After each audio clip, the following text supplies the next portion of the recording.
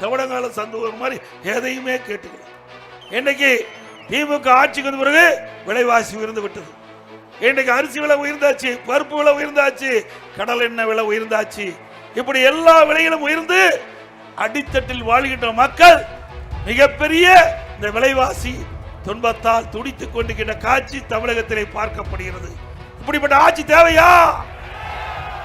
கட்டுமான பொருட்கள் விலை எம்சாண்ட் கிட்டத்தட்ட 3000 வித்தது 5500, இன்னைக்கு ஜல்லி 2000 வித்தது 4500, சிமெண்ட் அண்ணா திமுக ஆட்சியில் வெளிமார்க்கில் 240, வெளிமார்க்கில் 340. மரத்தை கேட்க வேண்டியதில்லை. செங்கல் அண்ணா திமுக ஆட்சியில் 6 ரூபா, திமுக ஆட்சியில் 10 ரூபா. இனிமேல் வீடு கட்ட முடியுமா திமுக ஆட்சியில்?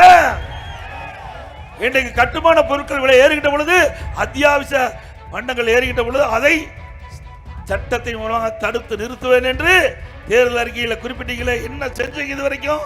சட்டமன்றத்தில் நான் கேள்வி எழுப்பினேன். எதிர்கட்சி தலைவர் என்ற முறையில் இன்றைக்கு கட்டுமான பொருட்கள் விலை உயர்ந்து விட்டது.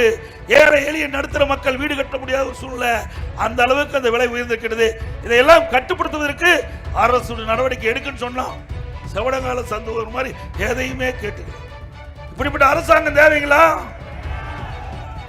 அது மட்டுமல்ல, 11 மாசம் ரேஷன் கடையில அரிசி பருப்பு எண்ணெய் எல்லா விலையெல்லாம் கொடுத்தோம்ல, பேச கொடுத்துங்களா?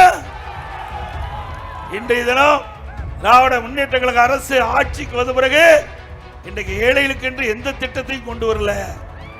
கொண்டாந்துருக்காங்களா? 100 நாள் வேலை திட்டம், அதை 150 நாளா உயர்த்துன்னு சொன்னாங்க. அவளுக்கு வழங்கப்படுகின்ற ஊதியம் உயர்த்தி வழங்குதா சொன்னாங்க. கொடுத்தாங்களா? அந்த 100 நாள் வேலை திட்டம் குறைஞ்சி 50 நாள் ஆகிட்டது. அதுதான் திமுக ஆட்சியுடைய சாதனை. ஆக இப்படிப்பட்ட அரசாங்கம் தேவையா? இன்னைக்கு கேஸ் மானியம், இன்னைக்கு கேஸ் சிலிண்டருக்கு 100 ரூபாய் மானியம் மாசம் தோறும் தரணாங்க, தந்தாங்களா? இன்னைக்கு நம்ம இளைஞர்கள் கல்வி கற்பதற்கு வங்கியில கல்வி கடன் வாங்கி இருக்கிறாங்க. திமுக ஆட்சிக்கு வந்து ரத்து பண்ணாங்களா?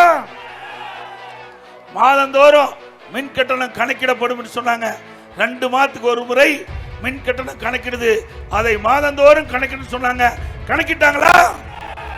அப்படின்னா பொய் தானே பேசுறாங்க, பொய்யானா இருக்குதானே.